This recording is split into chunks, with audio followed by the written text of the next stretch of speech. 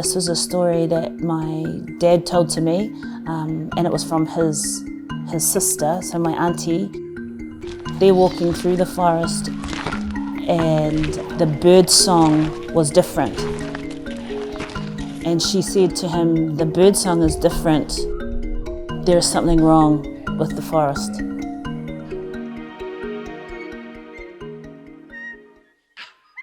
This is the heartland of Te Kaurauamaki. My tupuna lived in this forest. They touched the trees that we are fighting so hard to protect.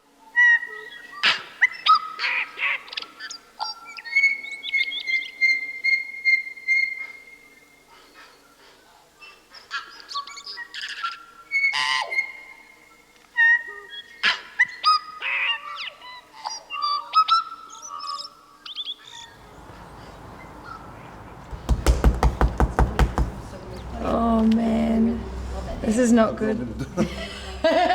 When I was studying kauri dieback, I went up north and went through a forest with an old kaumātua, and I had so many questions to ask and so many different things I was wondering as this young scientist.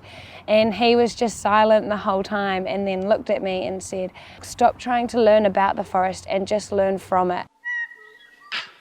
This kaumātua went on to say all sorts of things, how the tree canopy and the birdsong that he could hear and see said so much more about the health of the forest than anything else, or that mulching up seaweed and putting it in the soil is a really the ocean's kind of opportunity to also help heal these trees. And then I went back and I talked to a lot of my science lecturers and different people about, well, this birdsong can tell us so much more than we realise, and so many people just said, "Oh, that's a bit far-fetched," or "You can't publish that in your dissertation as evidence." And why not? When we're working with our kaumātua, they talk about the frustration. The research finally says, after decades and centuries, that ecosystems where Indigenous people live have better ecological outcomes than those that are blocked off for conservation purposes, and then turn around and say, "Oh, look, it's okay now, you can do it because we've proved it," when we've known it for tens, hundreds of years. Yeah.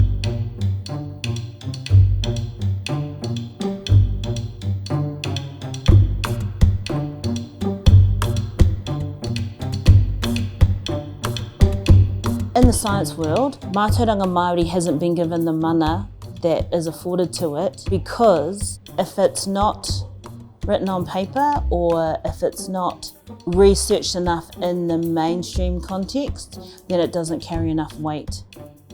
Personally, I think hundreds and hundreds of years of research is enough weight. However, how do you fit that into a report? When we realised that the forest wasn't healthy, and kauri in particular, we had a number of conversations with our treaty partners at Auckland Council and at DOC about what to do about it. When Te Kaurauamaki were thinking about placing the rahui on the forest, we did commission some scientists to write some reports. Auckland Council received those, went great, and got some more reports done.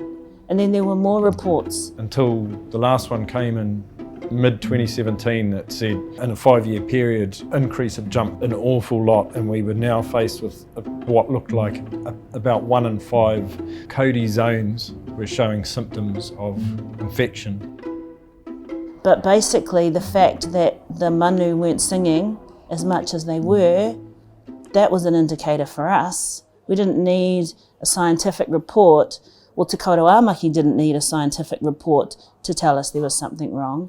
However, for mana whenua to fit within the current political landscape, it was implied that non-Māori knowledge carried more weight.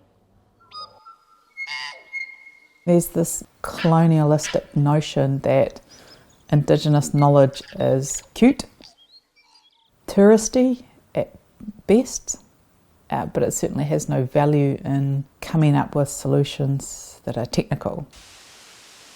But Māori have nowhere else to go. Like this is their place, this is their whenua, and so they will fight tooth and nail for it. So bringing mātauranga is probably the best chance you have of saving a lot of our ecosystems. I'm led by mātauranga. We're coming up with our own solutions for a problem that's here.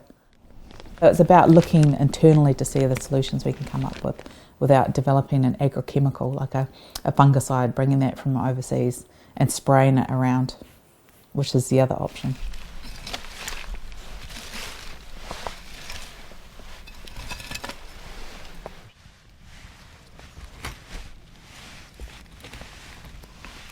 What we do is we try and understand what's happening in the soil. We go and take soil samples from places that doesn't have the disease. Because we think, why doesn't it have the disease? Is it because it's just not there yet? Or has it got organisms in there that inhibit it from coming in? And we're trying to find that out and whether we can exploit that.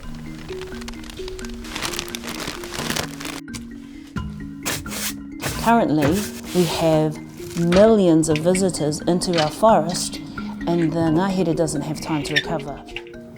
That's why Te Kaurawamaki placed the rāhui on the forest, to keep people out and to give the ngahere and papatuanuku time to regenerate.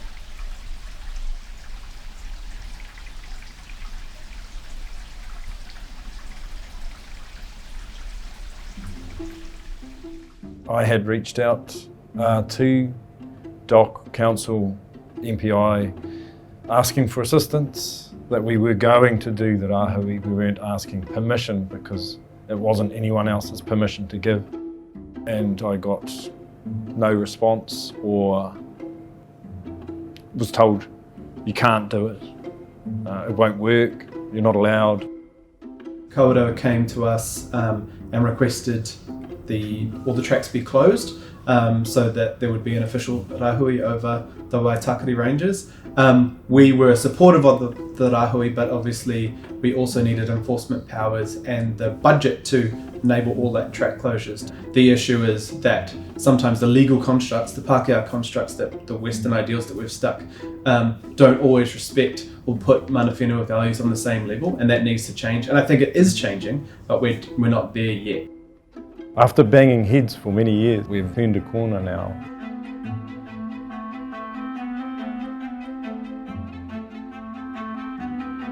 We are working extremely closely with Te Kaurawamaki and the whole way through the closure. There's a huge amount of work. We've never seen anything like this before, with millions and millions of dollars of track upgrades and permanent closures to protect our forest is pretty significant. There had been track closures in the past, but there just wasn't fast enough, and I think they showed us that we needed to act faster.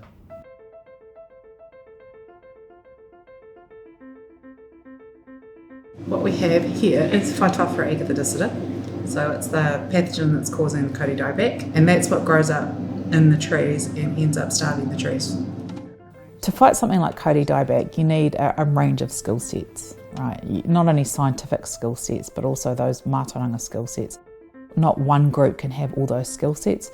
It has to be a coordination of effort and a sharing of the resources. It takes it out of you to try and fight against the majority and continually be heard to argue your case.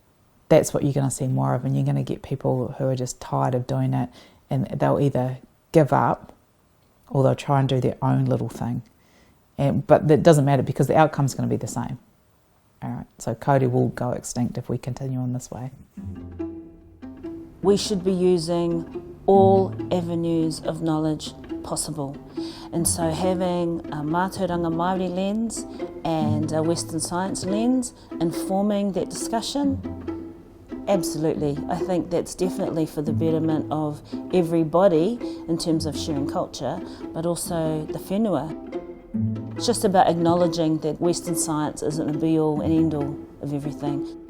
Mātauranga Māori it's gaining a little bit of momentum, and that's so exciting because it means we can be a part of it. I'm soaking up as much of it as I can so that I can give something back to you. I can give something back to my people. And if mātauranga has already been left to the end as a sort of crisis point response, then it makes it even more important to learn going forward into a world where you're one day going to have to teach your own children all the mistakes you've made along the way. And if you can try to mitigate or avoid the mistakes that have already been made as best as possible, then why wouldn't you?